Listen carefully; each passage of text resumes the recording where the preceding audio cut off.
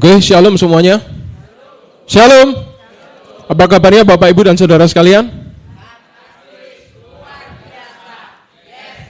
Apa? Luar biasa. Oke, sekali lagi dong berikan kemuliaan buat nama Tuhan. Haleluya. Terima kasih Bapak Ibu dan Saudara sekalian. Ya, saya percaya dengan setiap kita bertanya, ketika ditanya bagaimana kabarnya dan kita mengatakan fantastis, luar biasa, yes, itu juga merupakan satu deklarasi iman dalam hidup kita. Amin. Amin. Walaupun dalam keseharian kita harus melalui berbagai tantangan. Tapi kalau dari mulut kita keluar deklarasi iman mengatakan fantastis, luar biasa, yes, saya percaya kehidupan kita juga akan fantastis dan luar biasa. Amin Bapak Ibu. Puji nama Tuhan. Yuk kita akan lihat sama-sama. Hari ini kalau saya boleh judul adalah menjadi orang yang berdaya guna. Katakan sama saya, berdaya guna. Berdaya guna. Oke, amin. Bisa di next materinya. Bapak, Ibu, dan Saudara sekalian, saya mau tanya yang pertama. Siapa yang di sini senang bisa menjadi orang yang berdaya guna? Angkat tangannya. Senang ya? Kalau kita, wah kamu itu pinter. Terima kasih loh kamu itu sudah bantu aku.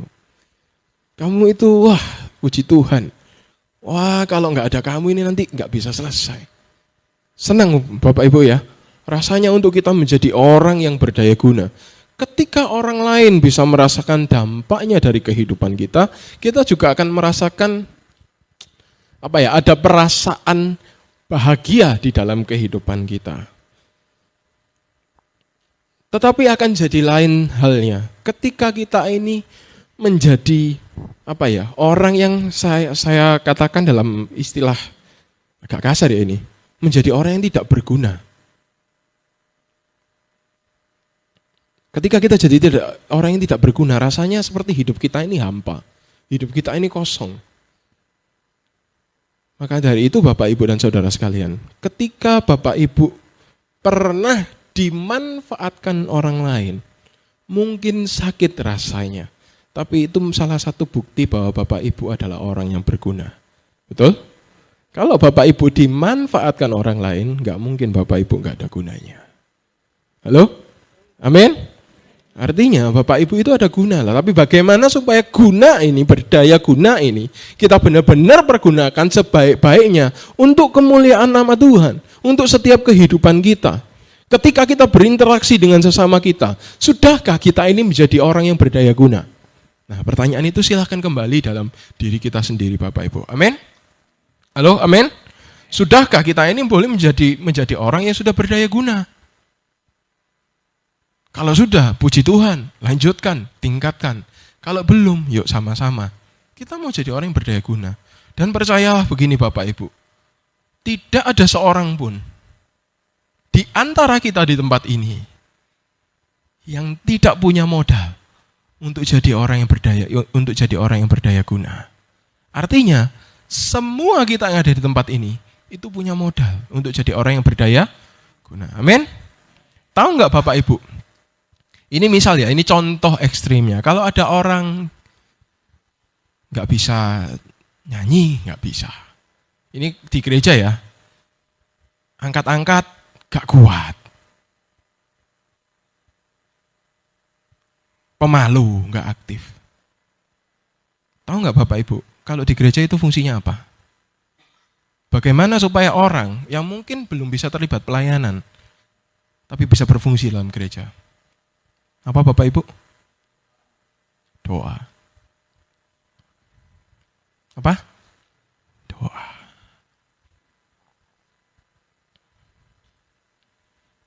Katakanlah contoh ekstrim lagi.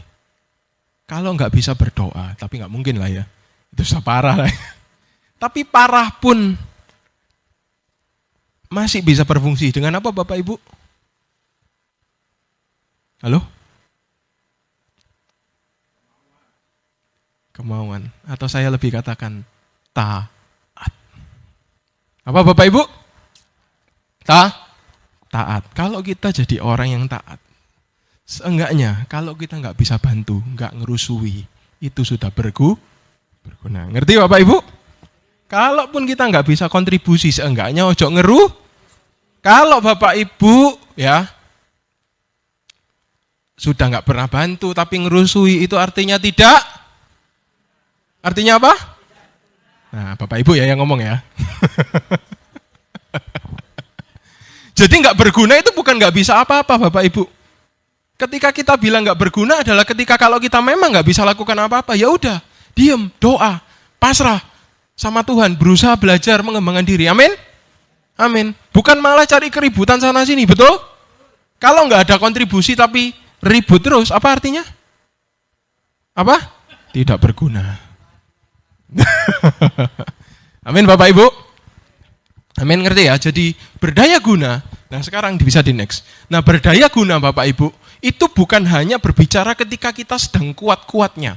Berdaya guna itu bukan ketika berbicara situasi yang sedang baik-baiknya. Oh ya, aku lagi diberkati Tuhan, aku akan bantu sesamaku. Oh ya, aku lagi dalam perasaan happy nih, aku akan layani sesamaku berbaik sebaik-baiknya.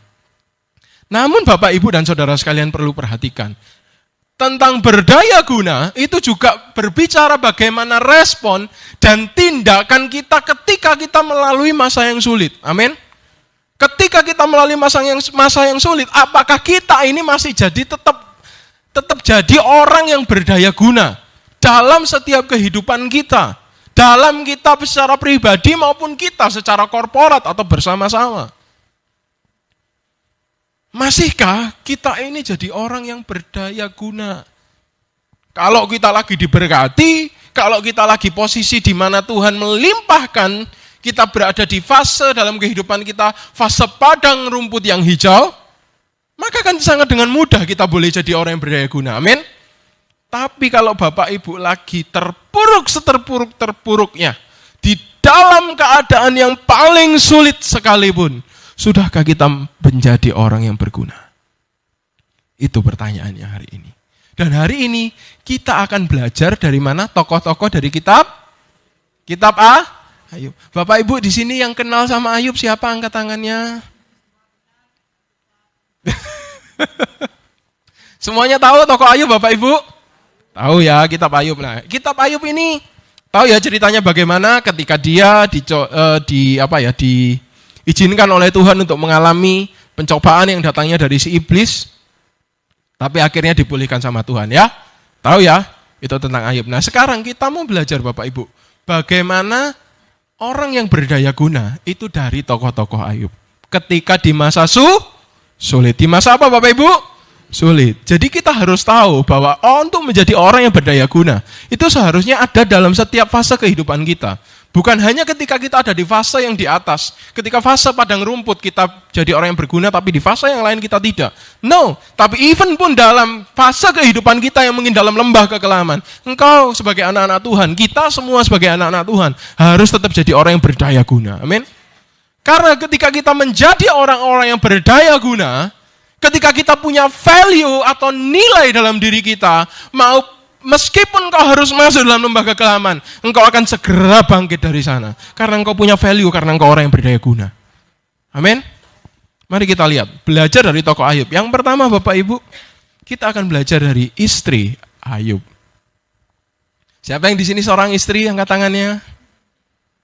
Ibu-ibu yang seorang istri. Bapak-bapak nggak ada yang jadi istri ya? Halo istri-istri, angkat tangannya dong. Halo. Oke, berikan kemuliaan buat Tuhan dong. Bapak, Ibu, dan Saudara sekalian, kita akan belajar yang pertama dari istri Ayub. Mari kita buka yuk, Ayub pasal yang kedua. Ayub pasal yang kedua. Ayub pasal yang kedua. Ayat 9, 10. Mari kita baca sama-sama ya. Sorry, bukan baca sama-sama. Perhatikan, saya yang akan bacakan. Ayub pasal yang kedua. Ayat 9 sampai 10. Maka berkatalah istrinya kepadanya, ini istrinya Ayub, masih bertegunkah engkau dalam kesalehanmu? Kutukilah Allahmu dan matilah. Tetapi jawab Ayub kepadanya, engkau berbicara seperti perempuan gila. Apakah kita mau menerima yang baik dari Allah, tetapi tidak mau menerima yang buruk? Dalam kesemuanya itu, Ayub tidak berbuat dosa dengan bibirnya. Kita akan lanjut di Ayub pasal 42. Bapak Ibu perhatikan, pasal 42, ayat yang ke-13. Ia, sudah semuanya? Ayub 42 ayat 13 ya.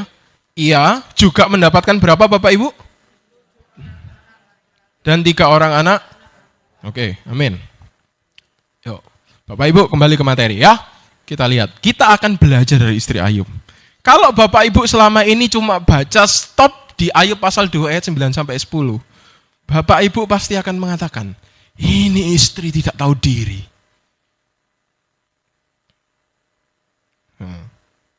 Ini istri tidak tahu diri. Sudah suaminya kesusahan, malah dibilangi, kutukilah Allahmu dan matilah. Kalau bahasa Mojosarinya, nah ini bahasanya. Kalau usah Tuhan-Tuhanan, wis mateo wae. Nah, itu bahasa Mojosarinya ya. Tapi bahasa Alkitabnya terjemahannya seperti ini. Gak usah Tuhan-Tuhanan, gak usah gereja-gerejaan, mati wae. Ya, itu bahasa Mojosari. Tapi tahu nggak Bapak Ibu? Kita harus belajar dari sini. Kalau kekurangannya, kita semua pasti tahu. Tapi pernah nggak kita mau belajar tentang kelebihannya? Tadi di Ayub 42 ayat 13 disebut Ayub dapat berapa? 7 orang anak? 3 orang? Lah ibu sapa Bapak Ibu? Halo? Ibu sapa Bapak Ibu? Ya bojone Bapak Ibu. Halo? Istri Ayub.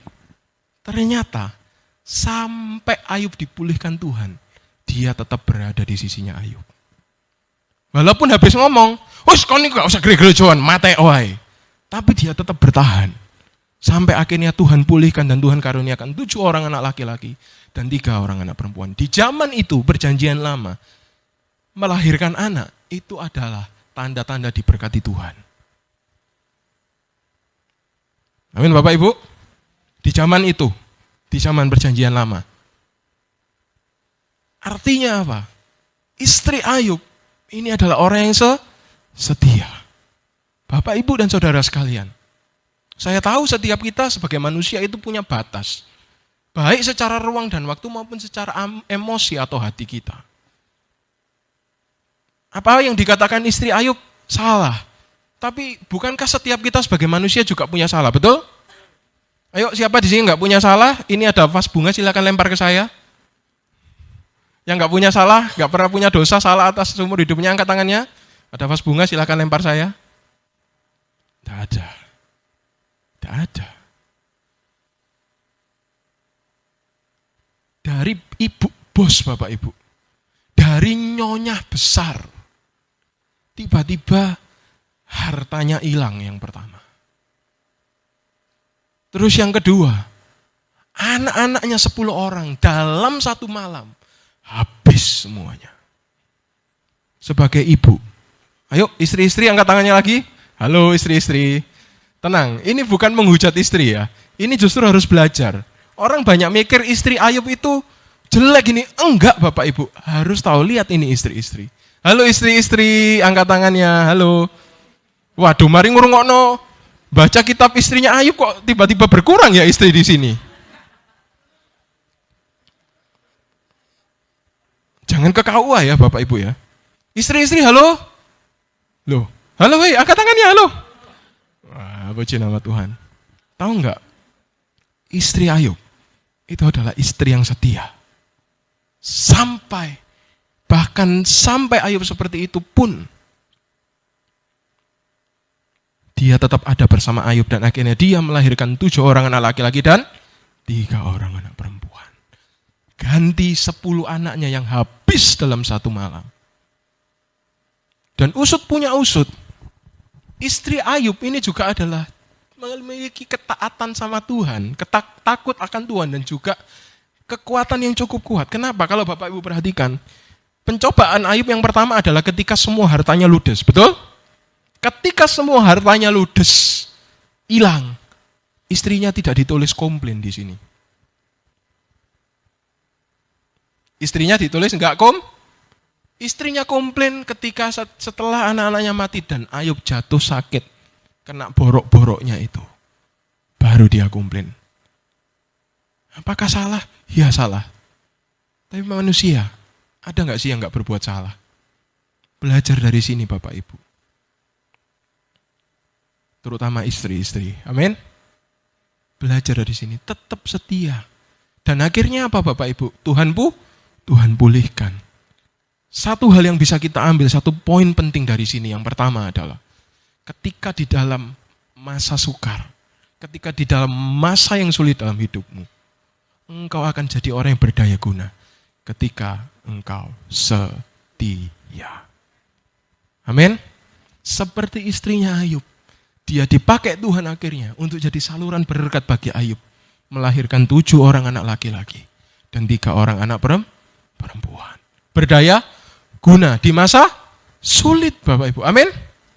Amin. Yang pertama yang harus kita tahu, untuk engkau menjadi berdaya guna di masa sulit, engkau harus jadi orang yang setia. Sama-sama saya katakan setia. Sekali lagi, setia. Amin Bapak Ibu. Itulah yang ditunjukkan oleh istrinya Ayub. Dan istrinya Ayub ini adalah istri yang cakap. Kenapa istri yang cakap? Karena istrinya Ayub itu mampu mengelola semua harta kekayaan yang dimiliki Ayub. Masih ingat gak Bapak Ibu berapa ribunya? Banyak loh Bapak Ibu, angon wedhus 10 angel nglani Bapak Ibu, betul? Ini mengelola semua kekayaan Ayub. Istri yang cakap. Cuman kekurangannya adalah satu. Tidak sekuat Ayub. Loh, kan harusnya laki-laki lebih kuat. Perhatikan. Seorang wanita disebut sebagai Saya mau tanya, yang ditolong sama yang nolong kuat mana? Halo? Bapak Ibu, kalau ada yang bilang perempuan lemah, itu pandangan yang salah dari dunia. Tuhan menciptakan engkau yang perempuan Bapak Ibu, istri-istri, itu lebih kuat daripada laki-laki. Halo Bapak Ibu, amin? Engkau yang perempuan, halo ibu-ibu, engkau lebih kuat daripada laki-laki. Tapi kekuatanmu itu, engkau gunakan untuk menolong, bukan malah menindas suamimu. Dan akhirnya suamimu jadi PSTI. Perkumpulan suami-suami takut istri. Walaupun kau lebih kuat, tapi yang Tuhan tentukan untuk jadi imamnya adalah laki-laki. Amin Bapak Ibu.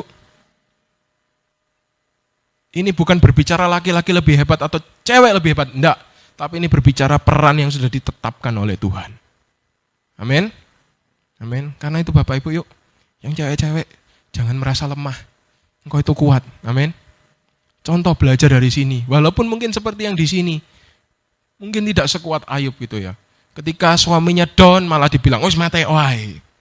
Nah, dari sini kan kita bisa belajar. Iya kan? Semua orang memang punya salah. Tapi alangkah baiknya kalau kita mau memperbaiki kesalahan itu. Amin? Amin Bapak Ibu? Mau ya belajar ya? Yang pertama dari istri Ayub kita bisa ambil adalah tentang kesetiaan dan juga kecakapan sebagai seorang manusia. Yang kedua, kita belajar dari teman-temannya Ayub. Ada 3 orang, namanya siapa itu Bapak Ibu? Elifas, Bildad, dan juga Zofar. Ya, Ayub pasal 2 itu ya, ayat 11 sampai 12, dan juga Ayub dalam beberapa pasal ya ada di situ. Kita baca di Ayub 42 ayat 13. Sorry. Ayatnya ada di Ayub. Ayub pasal yang kedua. Ayat yang ke-11 sampai ayat yang ke-13. Perhatikan ya Bapak Ibu, saya akan bacakan. Ketika ketiga sahabat Ayub mendengar kabar tentang segala malapetaka yang menimpa dia ini Ayub, maka datanglah mereka dari tempatnya masing-masing, yakni Elifas orang Teman dan Bildad orang Suah serta Zofar orang Naama. Mereka bersepakat untuk mengucapkan belasungkawa kepadanya dan menghibur dia. Ketika mereka memandang dari jauh, mereka tidak mengenalnya lagi, lalu menangislah mereka dengan suara nyaring. Mereka mengoyak jubahnya dan menaburkan debu di kepala terhadap langit. Lalu mereka duduk bersama-sama Ayub di tanah selama 7 hari, 7 malam. Seorang pun tidak mengucapkan sepatah kata kepadanya, karena mereka melihat bahwa sangat berat penderitaannya. Amin, Bapak Ibu. Semuanya pernah dengar cerita tentang teman-temannya Ayub, Bapak Ibu? Halo? Di Ayub pasal yang ke-42 dikatakan bahwa Tuhan murka sama mereka Dan mereka disuruh Tuhan, 3 temannya ini, perhatikan ya, disuruh Tuhan berfirman kepada 3 orang ini, khususnya melalui Elifas, supaya mereka minta ampun dan mempersembahkan korban. Dan minta tolong Ayub untuk berdoa kepada Tuhan, supaya Tuhan mengampuni kesalahan mereka bertiga. Pertanyaannya, temannya Ayub jelek gak Bapak Ibu? Halo Bapak Ibu? Saya mau tanya, temannya Ayub ini teman yang jelek gak? Enggak. Kenapa Bapak Ibu? Lihat di ayat yang 11 sampai 13 tadi. Ketika mereka dengar Ayub lagi dalam keadaan jatuh, mereka datang. Dari mana? Dari masing-masing Kalau sekarang Bapak Ibu orang lagi sedih kita bisa WhatsApp, betul? Kalau mau datang tinggal naik mobil. Kalau jauh tinggal naik pesawat. Mereka dulu naik apa Bapak Ibu? Belum ada mobil. Numpak jaran, numpak unta Bapak Ibu. Keledai. Jauh Bapak Ibu. Tapi mereka datang. Biasanya, zaman sekarang ini, kalau saudara lagi jatuh, diadoi. Ayo, bener gak? Ayo, kalau saudara lagi jatuh, diadoi. Kenapa? Gak kena dijaga, no, gak ono UIE, gak iso disele, gak iso diutang. Jangan sampai engkau jadi orang yang seperti itu. Saya perkatakan, warga ABC Mosar, jangan sampai jadi orang yang seperti itu. Setidaknya kalau engkau gak bisa bantu saudara yang lagi terpuruk dengan keuanganmu, engkau bisa bantu dengan datang dan penghiburanmu, bukan dengan engkau mengucilkan saudaramu. Halo? Bapak Ibu, halo? Temannya Ayub loh, sama Tuhan salah memang. Tapi mereka datang loh dari jauh.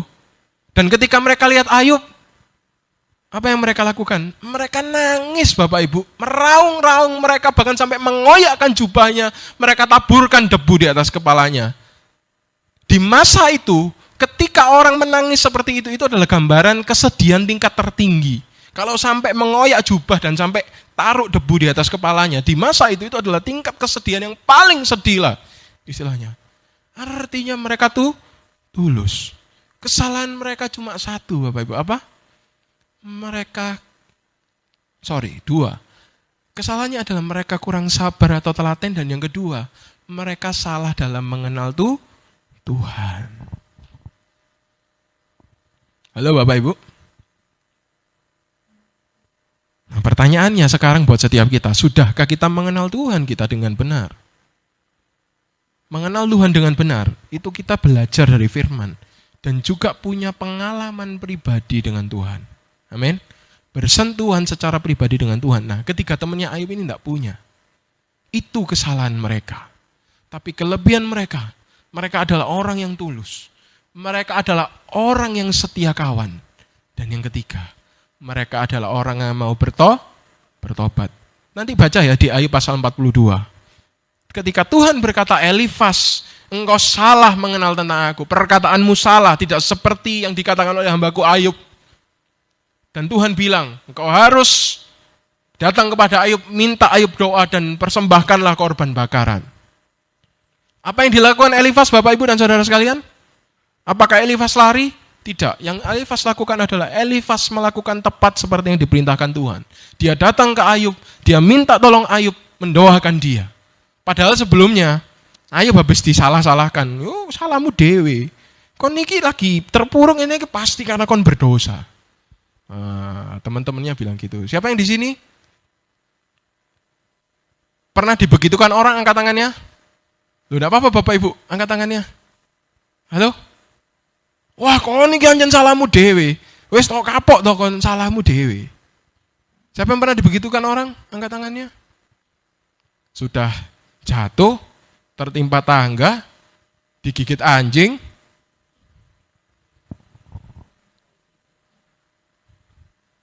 Luar biasa sakitnya. Siapa yang pernah digitukan orang? Ayo dong curhat dong, angkat tangannya dong. Pagi hari ini saya mau kita lebih praktikal saja. Seperti yang Tuhan mau tentunya. Ayo angkat tangannya.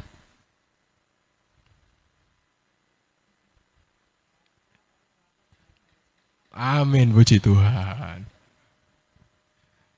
Belajar dari sini Bapak Ibu. Sahabat Ayub itu tidak jelek, tapi perhatikan di poin kurang sabar dan kurang telaten. Ketika Ayub mulai menyampaikan, mengutarakan pendapatnya, orang yang dalam pencobaan luar biasa, itu memang kadang perlu untuk mengungkapkan apa yang ada dalam isi hatinya. Nah sebagai teman, sebaiknya kita dengan rajin mendengarkan, amin. Dan nasihati sesuai dengan kebenaran firman Tuhan. Bukan kebenaran kita sendiri, bukan kebenaran karena omongan-omongan orang tua kita di masa lalu, tapi sesuai dengan kebenaran firman. Amin Bapak Ibu. Itulah sebagai sahabat yang baik. Karena itu penting setiap kita di tempat ini, kalau kita mau berdaya guna, ini poin yang berikutnya. Kalau kita mau berdaya guna, kita harus jadi orang yang mengenal Tuhan dengan benar. Amin. Kenal Tuhan dengan benar, kita akan jadi berdaya guna bahkan dalam masa paling sulit sekalipun. Kalau enggak, ya kayak Ayub tadi, salahkan. Nah sekarang pertanyaannya saya balik. Siapa yang pernah menyalah-nyalahkan temannya ketika temannya sedang dalam kondisi terpuruk? Angkat tangannya. Oh, bener Tante, baik-baik berarti. Luar biasa. Berikan kemuliaan buat nama Tuhan dong. Haleluya. Baik-baik ya. Tapi mari ngene hati, sakjane yo gak ngono. Wah, sing repot. Jangan ya. Saya mau perkatakan Bapak Ibu, jangan jadi orang yang ketika ada saudaramu kesusahan, malah mbok tambahi bebane. Dengan apa? Dengan menyalahkan. Kon biyen lak wis tak omongi. Biasanya kan begitu. Yo toh, temen toh, ngomong apa lambeku biyen. Pernah gak dengar kata-kata itu? Ya toh, wis kapok ah. Kalau setelah ngomong gitu terus dibantu, masih baik Bapak Ibu, mari ngomong ngono ditinggal nyingkrih. Wah. Karena itu saya pernah bilang sama Yanuar kalau nggak salah, saya pernah bilang, kalau memang engkau ingin mengomentari hidup orang lain, bantulah juga hidup orang lain. Amin. Karena di dalam Tuhan itu nggak membutuhkan orang yang komentar Bapak Ibu. Dan kalau engkau memang nggak bisa bantu, lebih baik diam. Itu engkau sudah berdaya guna. Lek emang nggak iso ngewangi, karuane meneng. Jangan ngelambe Bapak Ibu.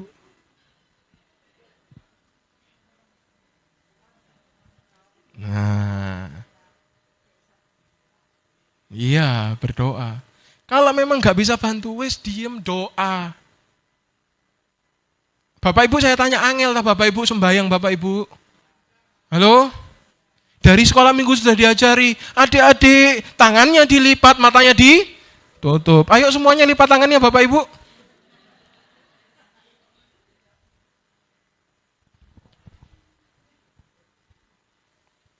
Ayo, ngerti ya Bapak Ibu ya? Hari ini kita mau belajar, ayo jadi orang yang berdaya guna.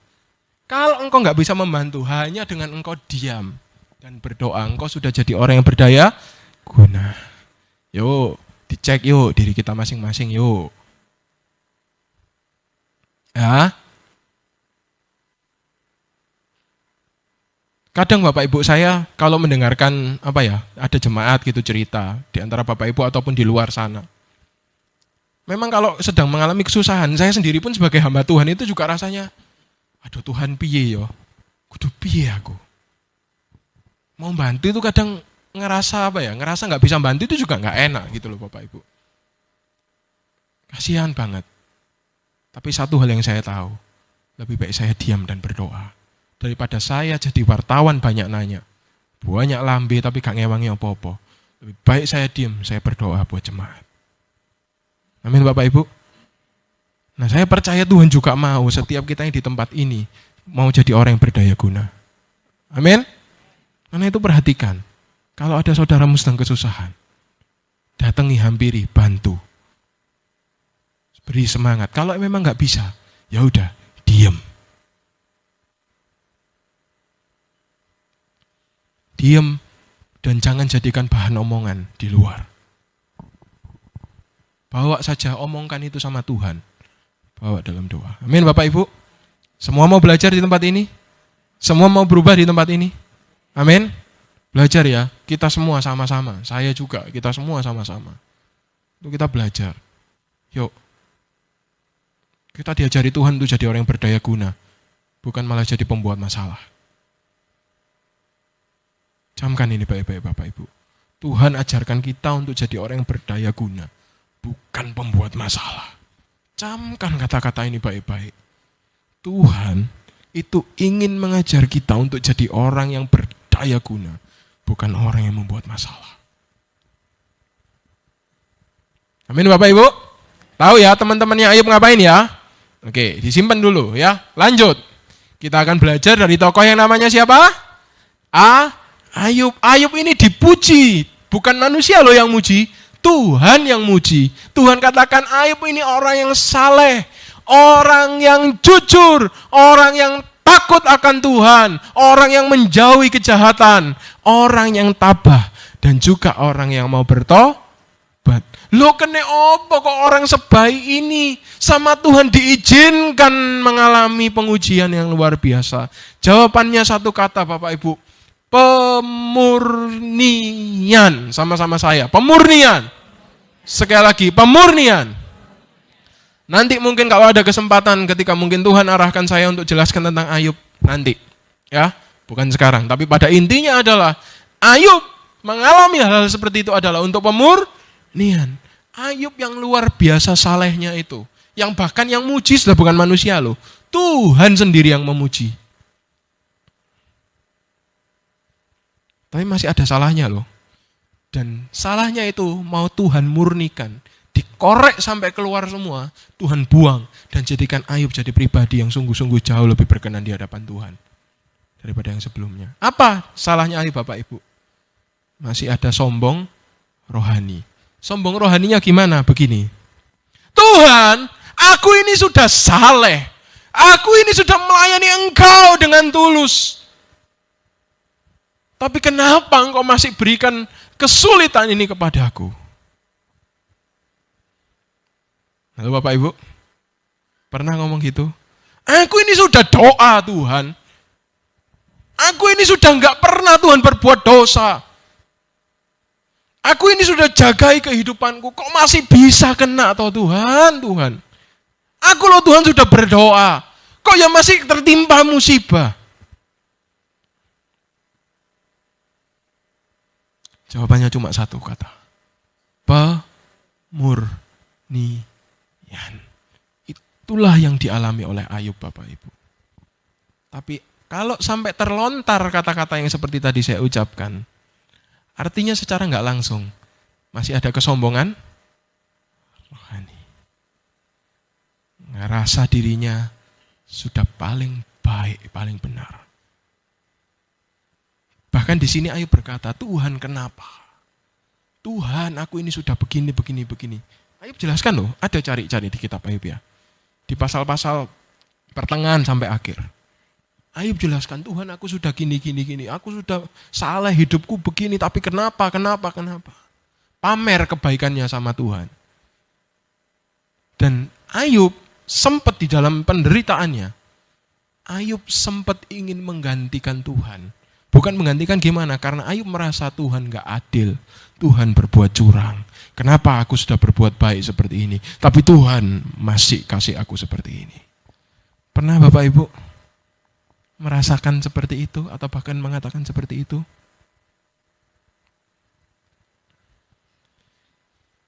Gak usah tanya ya, saya jawab dulu, saya pernah.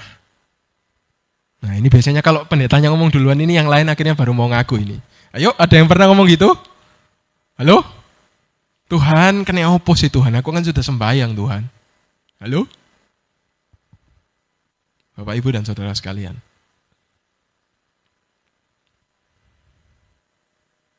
Itu kesalahan yang dilakukan oleh Ayub. Dan berikutnya, masih ada pamrih yang tersembunyi. Dan masih ada salah pandang dari Ayub tentang Tuhan. Saya mau katakan sedikit saja dari kutipan kitab Ayub. Bahwa ketika Tuhan menguji kita, alasannya adalah pemurnian. Dan ketika engkau diuji oleh dia, perhatikan Bapak Ibu, nurut saja. Rasanya sakit? Sangat. Enggak enak? Sangat tidak enak. Tapi kalau kita mau menurut, kita akan dibawa jadi pribadi yang jauh lebih baik daripada sebelumnya. Amin Bapak Ibu. Saya enggak akan katakan bahwa ikut Tuhan atau diuji Tuhan itu sesuatu yang enak buat daging kita. Enggak. Enggak Bapak Ibu. Tapi kalau kita mau nurut, Tuhan akan pulihkan dan Tuhan akan bawa ke tingkatan yang lebih tinggi lagi. Amin. Enggak cuma bicara soal harta Bapak Ibu. Bicara soal karakter kita, bicara soal sukacita kita, berbicara soal damai sejahtera kita. Tetapi ada satu Bapak Ibu yang Ayub lakukan. Apa yang membuat Ayub mau dipulihkan akhirnya? Ayub mau bertobat. Sama-sama saya, bertobat. Bertobat. Ayub mau bertobat Bapak Ibu. Di balik akhirnya ketika Tuhan berfirman menjelaskan tentang semuanya kepada Ayub, akhirnya Ayub berkata, ampuni aku Tuhan. Dan dia bertobat. Poin yang ketiga. Ketika dalam masa sulit, untuk engkau berdaya guna, engkau perlu jadi orang yang bertobat. Amin Bapak Ibu. Engkau jadi orang yang bertobat. Kalau kita mau bertobat Bapak Ibu, Tuhan pasti akan pulihkan. Amin. Engkau adalah jadi orang yang berdaya guna.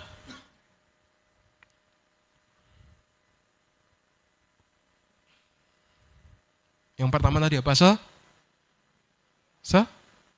Yang kedua? Hah?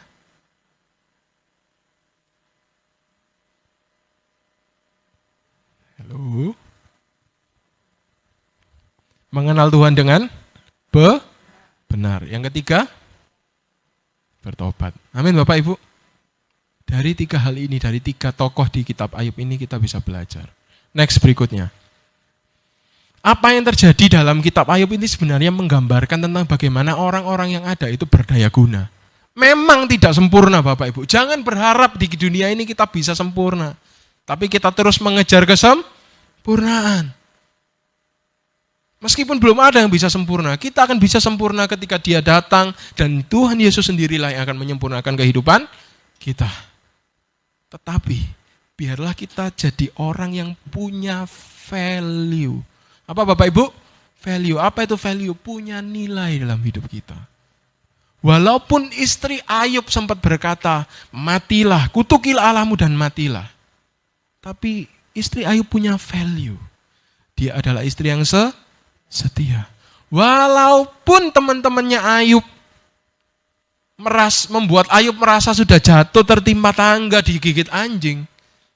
Tapi mereka adalah orang-orang yang tulus dan setia kawan sama Ayub.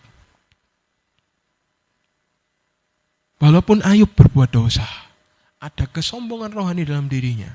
Tapi Ayub adalah orang yang saleh, orang yang jujur, orang yang menjauhi kejahatan. Artinya kita semua harus punya value. Apa yang kita punyai dalam diri kita, itu kita bawa sama Tuhan supaya oleh Tuhan kita semakin diberkati dan kita boleh semakin mengembangkan apa yang ada dalam hidup kita.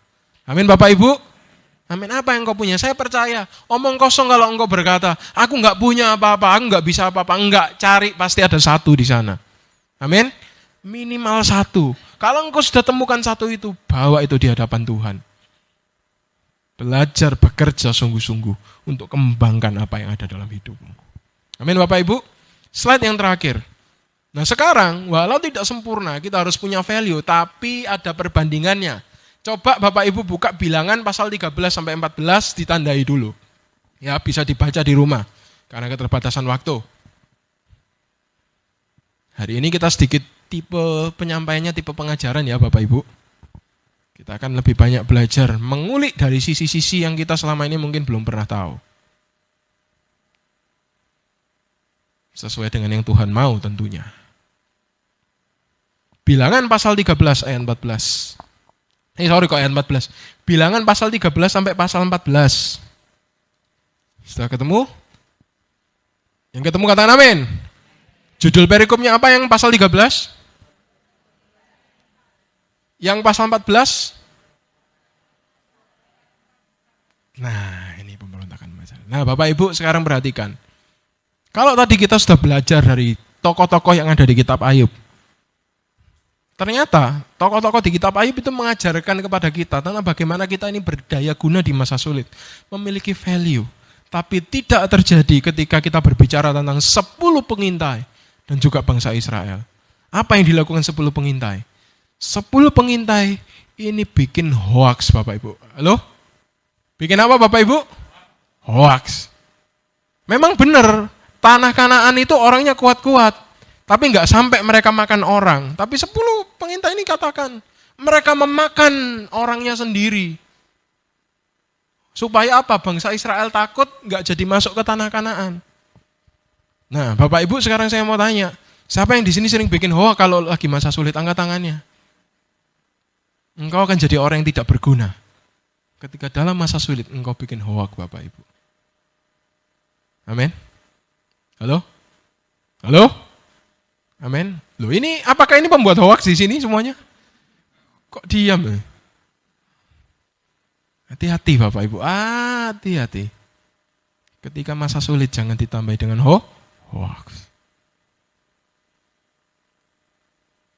Lalu di pasal yang ke-14, ini berbicara tentang responnya bangsa Israel ketika mereka dengar 10 pengintai itu bilang begitu. Bangsa Israel bilang apa? Nanti kalau Bapak Ibu baca. Gimana sih Tuhan? Kenapa engkau bawa aku keluar dari Mesir? Kenapa engkau bawa aku keluar dari Mesir? Di Mesir enak, aku masih bisa makan walaupun aku harus bekerja keras seperti budak. Tapi aku masih makan enak di padang gurun ini. Engkau nggak kasih makan. Kalau begitu kami akan bentuk pimpinan kami sendiri, kami akan kembali ke tanah Mesir. Nggak musah-musahan, nggak harun-harunan. Mau bentuk ketua sendiri. Nah, Bapak Ibu, apa yang dilakukan oleh bangsa Israel? Kalau tadi Bapak Ibu lihat, bagaimana istri Ayub, teman-temannya Ayub sama Ayub mau bertobat. Yang bangsa Israel lakukan di masa itu di kitab Bilangan. Mereka tidak bertobat. Mereka bersungut-sungut dan mereka malah mau memberontak terhadap Musa. Halo Bapak Ibu? Halo Bapak Ibu? Amin? Mereka memberontak loh terhadap Musa. Akhirnya Tuhan bilang apa? Karena Tuhan sudah kecewa banget sama bangsa Israel di masa itu. Tuhan bilang apa? Angkatan yang ini enggak akan ada yang bisa masuk tanah perjanjian. Sudah 40 tahun muter-muter Bapak Ibu, enggak bisa masuk tanah perjanjian. Haleluya. Berguna enggak Bapak Ibu? Tidak berguna. Tidak berguna. Terus ngapain muter-muter 40 tahun di padang gurun?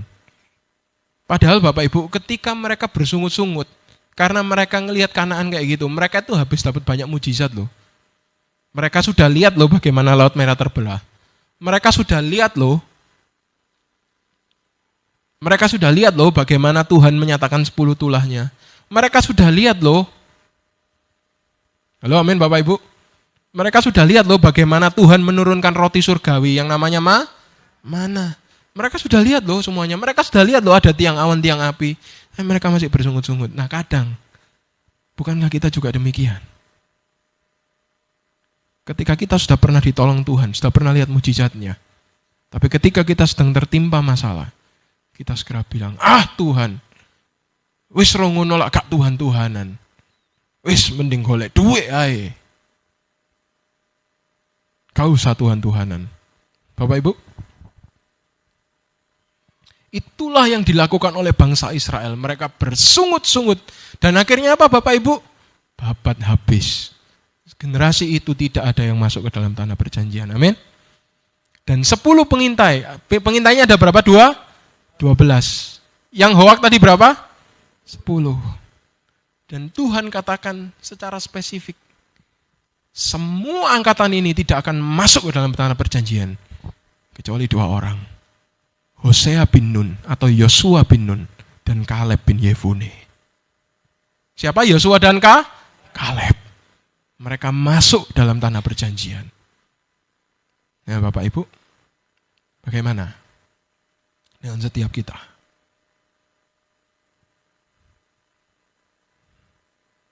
Bapak, Ibu, dan Saudara sekalian, ketika masa sulit, 3 poin tadi. Yang pertama apa, Yang kedua, mengenal Tuhan dengan?